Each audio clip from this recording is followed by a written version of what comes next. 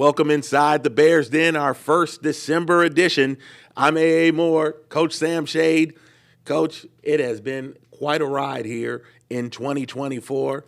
We knew it was going to come in at some point, but I'm sure you didn't think your team was ready to call it quits after their last game against Valdosta State. I didn't think so. This year was our dash. That was the theme for this season for us. Our Dash 2024 started Monday, January 8th, and like I told the team after the ball game at Valdosta State, I said it ended November 30th, 2024. So that's our dash. Well, that's our journey. It was quite the journey, and the journey to Valdosta, it was quite the journey as well. And throughout the ball game, Miles had some opportunities, unfortunately unable to pull it out. 33-17 was your final score. And when we come back, we'll start looking into the game against Valdosta State. It was quite the task. The Blazers, #1 team in the country.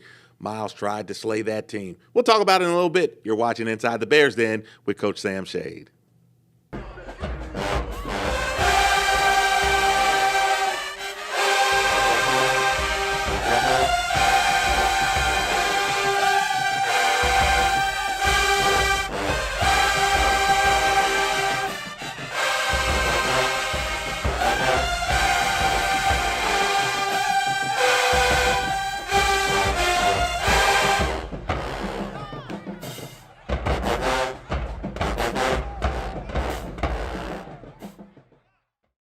Back inside the Bears Den with Coach Sam Shade. I'm A.A. Moore. And, Coach, it was an interesting trip down to Valdosta. Man, you were dealing with some things just even to get to the stadium. And obviously you're not using that as an excuse. But, man, you talk about the things that teams have to go through day to day, week to week.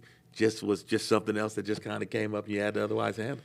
Well, this team has handled a lot of adversities, some setbacks, and playing without guys all season. So, didn't think that our guys would not play well because we did have some guys out sick. We had 14 players that between Thursday and Friday morning that ended up with some type of stomach bug, including 3 coaches. So it did make the trip. It made the trip pretty tough going down there. And we got to the hotel. We really didn't follow our normal routine on a Friday. Didn't really have any meetings that Friday. We moved our offense, defense meetings to Saturday morning just so that some of our players and coaches could, get some stuff in them, some soup and crackers, and some just get hydrated and all that type of stuff. And we were able to get some guys back healthy, but we left 3 guys here.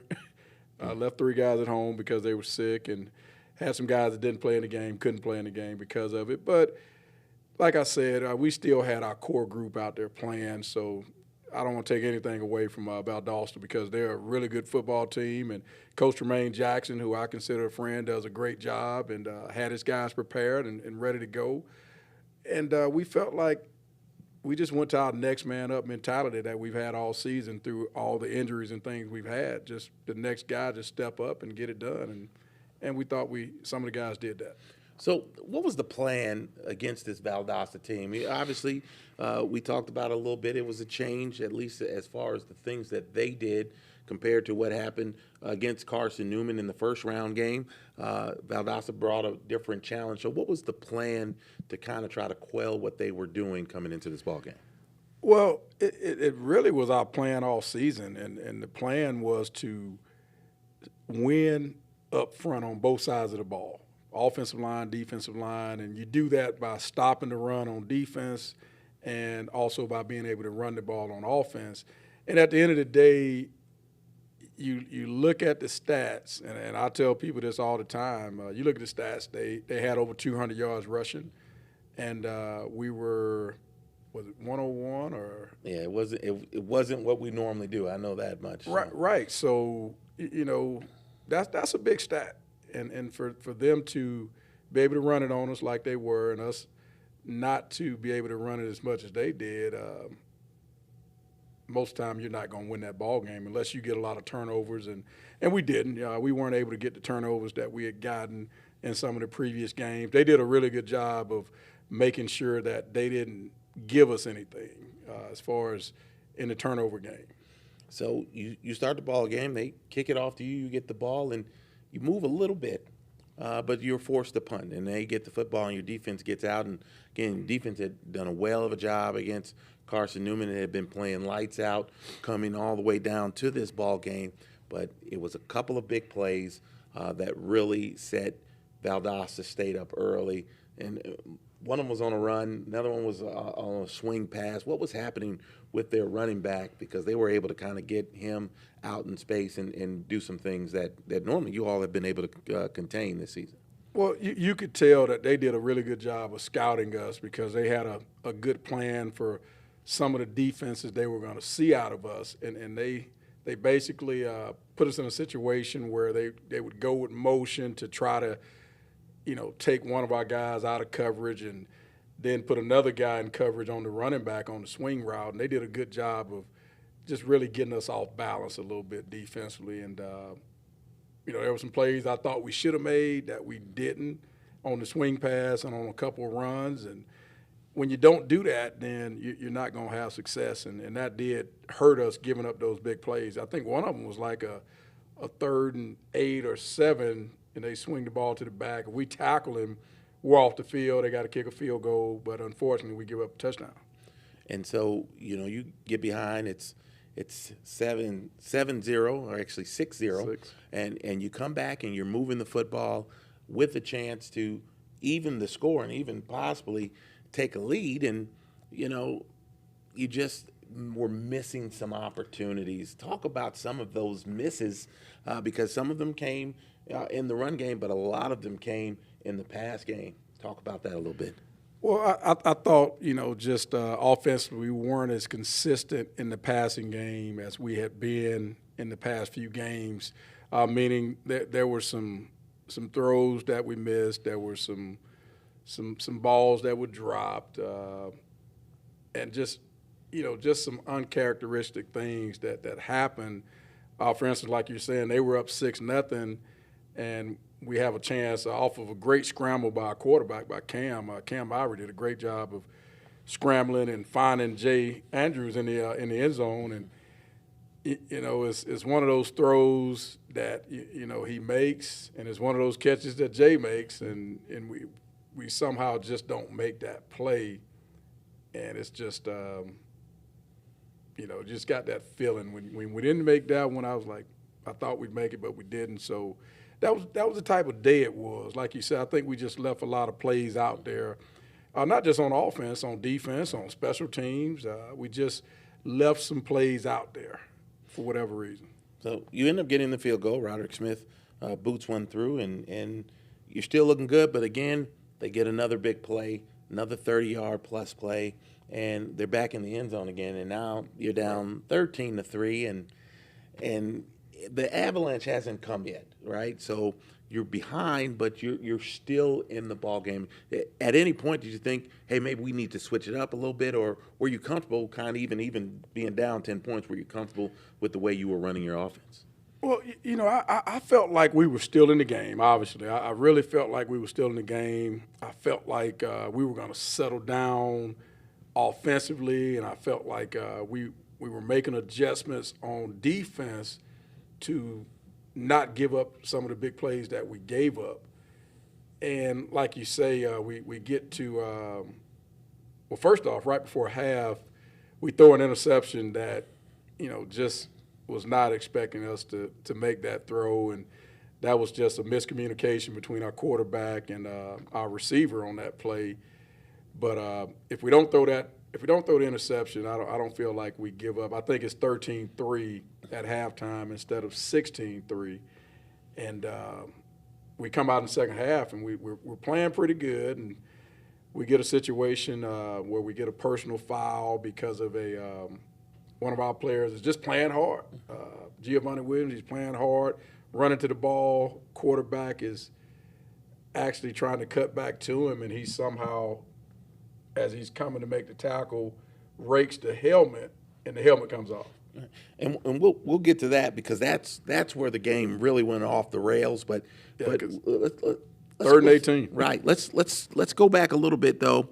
We're in the second quarter, and the one thing your guys did, they were able to cut off those big plays. Right. Now Valdosta's not getting up and down the field. They're having to punt the football. And, you're starting to play field position a little bit. And then they make the big punt and they get the ball down at the 1. And, there's 5-6 minutes left. But, normally you get to the 1 and it's like, okay, we just want to make sure they don't get a safety. We don't make any mistakes, give up any easy points. Right. And your guys start to move the ball. Talk about that drive, because it was a nice little mix, run pass, and you were able to you had Gennaro in there. I think you ran Leatherwood a little bit. You were able to kind of mix it up, and it finally looked like you had Valdosta back on its heels a little bit.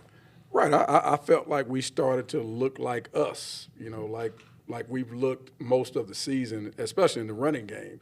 But unfortunately, I felt like the field position, you get it at the 1, your chances of going down and scoring, that percentage goes down the farther back you've got that ball, because you've got to make more plays in order to get down there. So that was tough. The field position part of it, just having to get the ball at the 1 yard line, it limits your play calls. You really got to kind of grind it out right there, and we just weren't able to keep a drive going that long. And we're playing against a defense that was only giving up nine points a game and very limited yards in the running game and in the passing game. So, that's tough when you give up field position on special teams. For instance, their first touchdown, actually, we punt the ball, and the ball slips out of our punter's hand as he's punting it, and we get a bad punt. They get field position. So all that stuff ties in together. You were able to get to midfield, nearly get to midfield, and it was just taking a little time. But there's still, there's less than 2 minutes. But now you've put yourself in a position where, a couple more first downs, you can at least give it a shot for a field goal. If not, like you said, generally right. You don't get to 99-yard drives. But Valdosta's backing up, and then it was the pass from Cam that was intercepted. And man, that was quite the play there by the defensive back to even get that football. But that still left Valdosta time to be able to get itself in field position. And then they were able to kick that field goal right at the end of the half. And for as much as you were making the progress, and maybe you don't get any points out of it, but to see them get those points, was that a little deflating for your team? It was. It was. But I will say this. Our guys, we've got a been-there-before mentality. We've been in some situations, not just this year, but the previous 2 years, where we've had to go in at halftime down and figure out a way to come back and just go out and say, hey, it's 0-0. Let's go win this second half and go win the ball game. And that was the thinking, and that was the communication in the locker room. But unfortunately, we have a couple more mishaps in the second half, and it's like my college coach always said, there are 5 or 6 plays in a game that you can kind of look at that determine the outcome. Now, I preach that they all determine the outcome, but there's some big ones in there that can really shift the momentum of things. And when you're dealing with young people, sometimes those momentum shifts are kind of hard to overcome. Well, once we got to halftime, again, the score was 16-3, but Miles had held the football for more than 21 minutes in the first half. That was kind of a bit what was devastating, is that you had the football all that time, was only able to get 3 points out of it. Even more than that, Miles was only able to move the football. They were getting 3 yards a play. Valdosta had it at about 6.7, 6.8 yards. So you could see some of the big plays playing in there. And unfortunately, admit for the first time since September 7th, Miles was going into the break behind on the scoreboard. When we come back, we'll look at the third and fourth quarter and how this ball game ended up. You're watching Inside the Bears Den with Coach Sam Shade.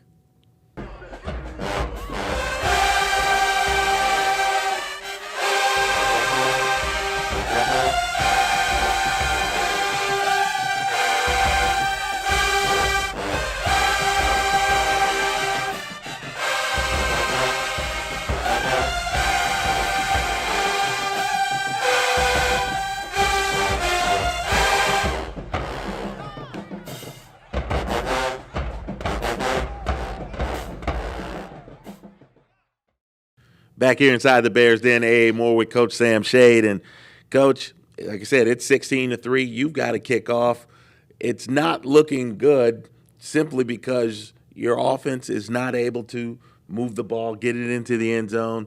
Their defense is stifling as ever. As you said, they were giving up less than 10 points a game coming in, and you've got to give it to a team that, like as we said before the break, getting nearly 7 yards of play, and yet your defense came out, was getting stops. I want to talk particularly about JaMychal Rogers. And we can talk a bit, too, about Rock Dowdell and Zion Sharp. Your front, they were making plays. Right. They were having to work through some things. And, again, we're not here playing the blame game, but it'll come to show if we can get that tape to show on that one of those big plays that happened at the end of the third quarter. Valdosta was a little handsy in the trenches, and you knew it. It probably was very easy to be seen on tape coming in because you knew it was going to happen.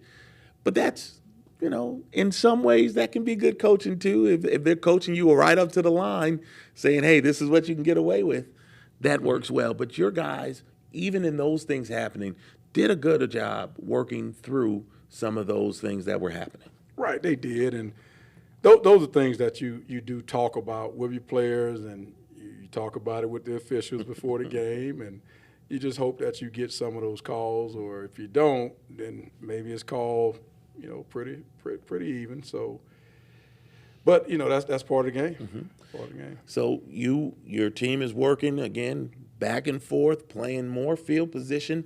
You had an opportunity as a fourth down chance that you weren't able to convert during this ball game, but you just had opportunities that didn't come through, and then we get to the end of the third quarter. It's still 16-3, so your defense is doing the job. Right. They're holding. Valdosta's driving, but you make a couple of big plays. Yes. Talk again about the plays that were happening that get you to the point where you're facing 3rd and 18.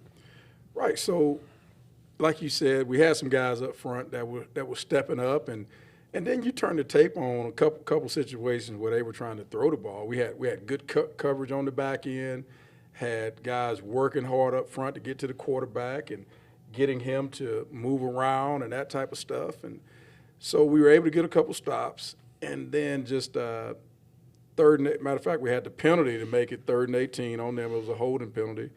And so then we get 3rd and 18, and I'm thinking, okay, we're going to hold them to a field goal. And we get a play, and it's right there in front of me on the sideline, and just to watch it, because all I saw was the quarterback's helmet come off, and it looked like our guy was just hitting him from like the side, and it just happened so fast that and helmets come off a lot in college football. I mean, just it's part of one of those deals. So but I didn't think that our guy grabbed it and pulled it off. It just looked like it came off of the contact, the collision. But tough call right there, very very tough call. I think that took a little bit out of us because that moved the ball up inside the 10, and they were able to go ahead and score. And our defense was playing. We thought they were really playing tough and fighting and playing the way we played in the red zone this year. One of the things you look at our red zone stats from the season, we were pretty salty down the red zone on defense. And we're saying 3rd and 18. It was actually 3rd and goal from the 18, so right. It wasn't like they could get another first down. They literally had to score the football to be able to keep the drive going. The other part, and I don't know if you saw it, I was watching it from a little bit different angle than you were. On the same play, Rock Dowdell had gotten through. Right. And one of their offensive linemen. Saw that one. it was so plain to see. And again, I'm not one of those people who's saying, right. Because you've heard it before. They probably call holding on every play. The issue with me was that he had Rock's jersey with his arm out, straight out like this, grabbing it like this, and there was no one around him. It's not like it happened like in close quarters. Right. He was out there, and the sun was starting to be an issue where it was shining in certain places. It was almost as if the sun was saying, hey, look at this guy being held right here. And they did not call the penalty on the same play that they threw the flag for the personal foul. So that was kind of a double whammy. Then they scored a touchdown. And this happens with less than 35 seconds left on the clock in the third quarter. So instead of a possible field goal where it could have been 19-3, Right. now they score. It's 23-3. It's kickoff time, and there was a change that you had on your kickoff team. Buster Right. Griffin, who was already in there, probably taking over for Jalen Peterson, who had got hurt.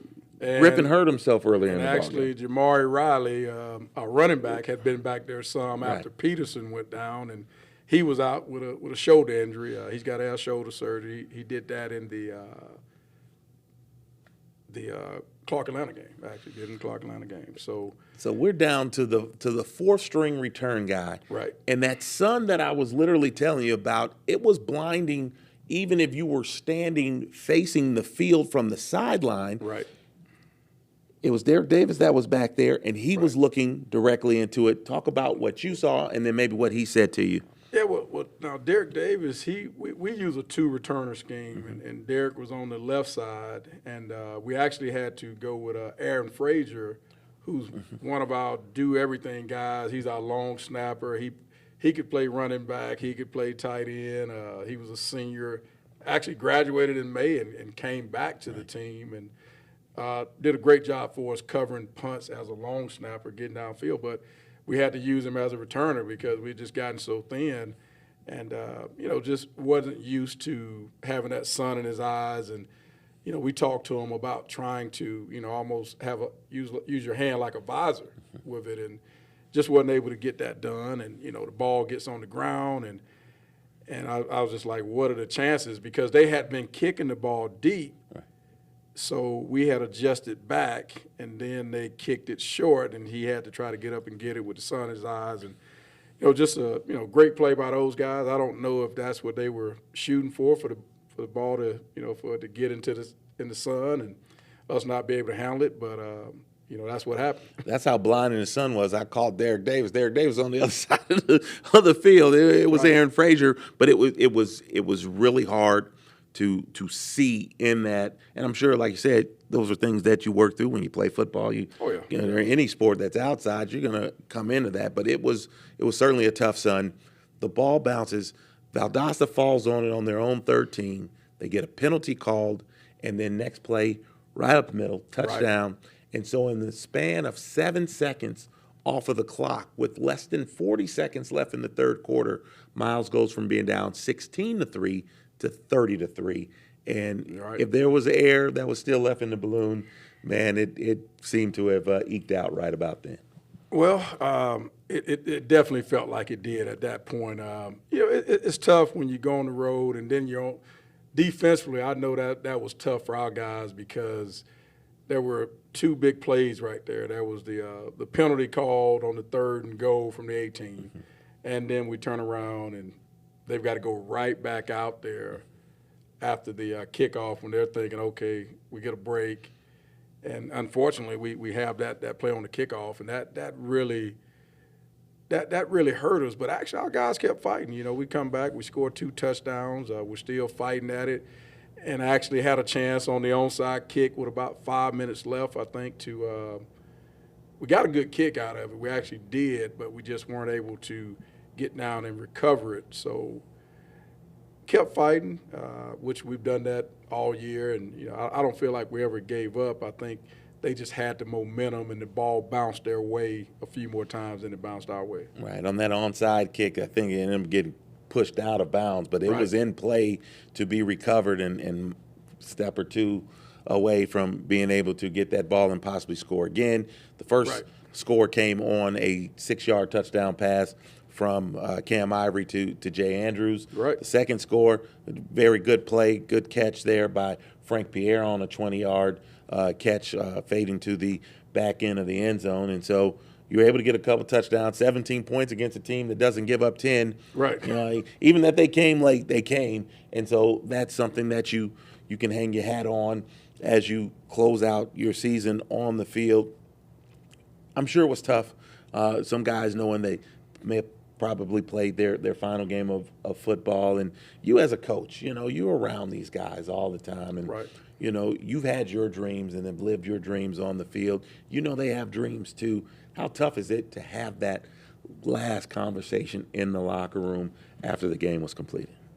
Well, it's tough. I'm glad you bring that up because we've got some great young men on this team that are going to go and do some great things in this world and that are going to do really well. And they're going to be ambassadors for Miles College for years to come. They're going to come back and give to the school and just do some great things for Miles College. And so to know that that's the last time they're going to get to go out and lay it on the line and compete, not just with each other, but for Miles College, a place that they love, and for a football team that, I mean, they just – some of these guys, just the things they've been through to be able to be a part of the team. And I'm not talking about the stars. I'm talking about their guys that walked on, earned scholarship money, guys that had to leave the team for different reasons and fight their way back. And that's what you think about as a coach. You think about the sacrifices that those guys have made, those 19 seniors.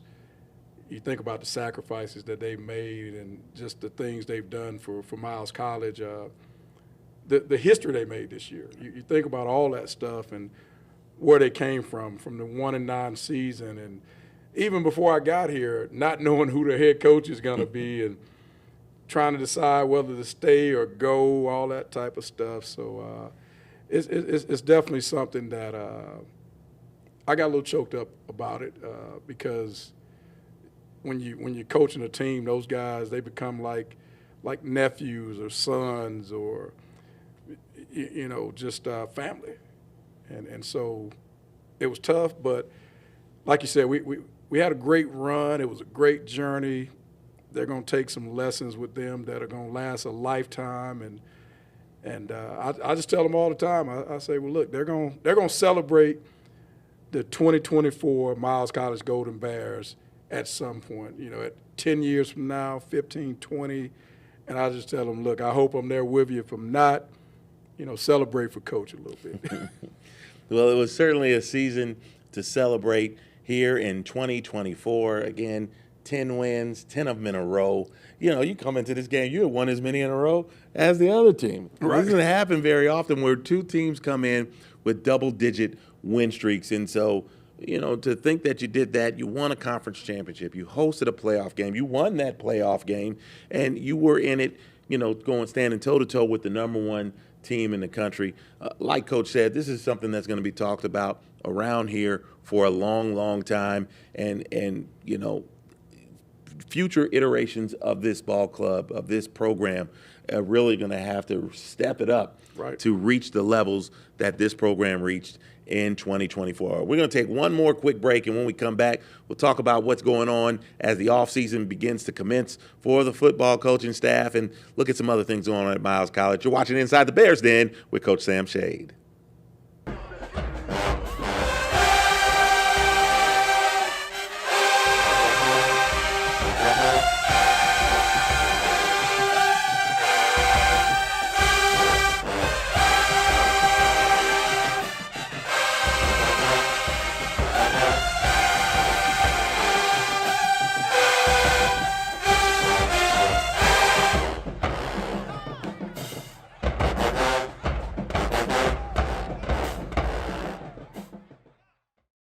Back inside the Bears Den, A.A. Moore with Sam Shade. And, Coach, the playing portion of the 2024 season has come to an end, but really never comes to an end for you and your staff. Y'all are already back out there looking for the next group of guys who are going to join this program. Talk about the work that you're doing at this point. Well, yes. We're definitely in full recruiting mode. Actually, the early signing day is actually Wednesday, the 4th of December, and it's right around the corner. We don't really have any guys right now that we're going to probably sign then, but between the 4th and when school starts in January, there's some guys, some mid-year guys, transfers, junior college, early enrollees from high school. There's some guys on our radar that we're trying to add to our program. and then we really focus and lock in on the high school kids that we're going to bring in for the late signing period, the first Wednesday in February. So that's what we've got going. We're all in on recruiting right now. And, people really over the last, I remember when I first got into athletics, I used to cover high schools back in the latter portion of the last century and stuff. And I was wondering, why are they sending me out here to go talk about some 17-year-old kids who have done nothing? and why are we making a big deal out of it? But it is clearly a big deal. Even here on the Division II level, you're out here fighting for these kids who certainly make a difference. We've seen some of those guys just this year, guys you just brought in who made a huge difference in how things went for the Golden Bears. So just talk about the importance of being able to kind of replenish the cupboard so that you can attempt to make another run like this in the future. Well, it's the lifeline of your program, recruiting. You've got to keep replenishing and keep adding pieces to your program, because in the past, you lost guys to graduation, but now you're losing guys to the transfer portal and things like that. So it's so important to bring in the right guys, especially your high school guys, because those guys, a lot of times, they're going to come in and possibly not play the first year. They're going to develop. And so when you lose some guys early, you're going to have those guys sitting there in the wings. And then, like you said, there's some guys, some high school guys are going to come in, and the Keith Greens, the Matthew Ufundos, and guys like that, John Robinson, they're going to come in and they're going to play right away for you. So it's just so important to, just make sure that you keep that lifeline going to your program. Well, he's already shown that he can get the guys in here. This staff can get the guys in here that can continue to keep this program successful. So we'll look for those names. We'll be able to get them out there as soon as they get them to us, and you'll see who's next in line to try to lead this Golden Bears program to bigger and better things as 2025 is starting to come into focus. And, Coach, I'm just going to shake your hand here real quick. That was an outstanding season that you led this program to. I got around here when the winning started, but we never won like this. Wow. And so when you consider it that way, man, this has been an outstanding season. It's been fun, even from the perspective, and I didn't have to take a hit. I didn't have to wake up for 5:30 practice at all. And so I probably enjoyed it a little different, but all the same, it was great, and it was great to be a part of. So thank you for leading us, this program, this school, to the heights that you did here in 2024. Well, I want to say thank you to yourself as our sports information director, with the great coverage that you gave us, the exposure that our athletes got, our coaches got during the season with the coaches show, and just with all the social media and all that stuff, all the stories that were written on our school website. Just outstanding job by yourself. So I want to shake your hand on that one. Look, I appreciate it. Yes, we both need to make a run over there to the business office and see if they can write us an extra check for all of this great stuff. That's another story, another day. Anyway, as we transition, things still going on here at Miles. Basketball season is in full effect. The teams have gotten off to good starts. The Lady Bears 3-1, going to 4-1 against Fort Valley State. The men 4-2. Man, we had a big ball game from Corey Trotter last week at AUM. It was a 3-point loss. That young man had 22 points, 23 rebounds, most rebounds in a game by a Golden Bear in nearly 8 years. Dominant performance by Corey Trotter, and so congratulations to him for his performance. Golden Bears looking to get back on the winning track. Couple games here before the holiday, and then we'll really get deep into conference play as the calendar turns to 2025. You can keep up with everything that's going on in Miles College Athletics by going to our website, milesgoldenbears.com. You can follow us on social media at Golden Bears of MC. I'm sure we've got some information that's about to come out about guys who are getting all-region and all-American votes and accolades as they go on here from the Golden Bear season. So we're not done writing and talking about this season. We got to wait a little longer for some of these things to come to fruition. So just keep up with us. We'll have all the information for you. And then we're going to turn into the spring where we've got baseball and softball and men and women's track. Golf gets back into effect after a fall season. A lot of great things going on here at Miles, and we want to make sure you keep up with us. And the show's not going anywhere. We'll be back. We're going to take a small hiatus, and then we'll be back with more coaches, more highlights, and just more great things going on here at Miles. So continue to look out for us on milesgoldenbears.com, also on Miles Athletics page, on YouTube, on Facebook, wherever you can find us, we'll keep giving it to you. Thanks for joining us. Thanks to Coach Sam Shade. Thanks to the Golden Bears football team for a great 2024 season, and we'll see you next time.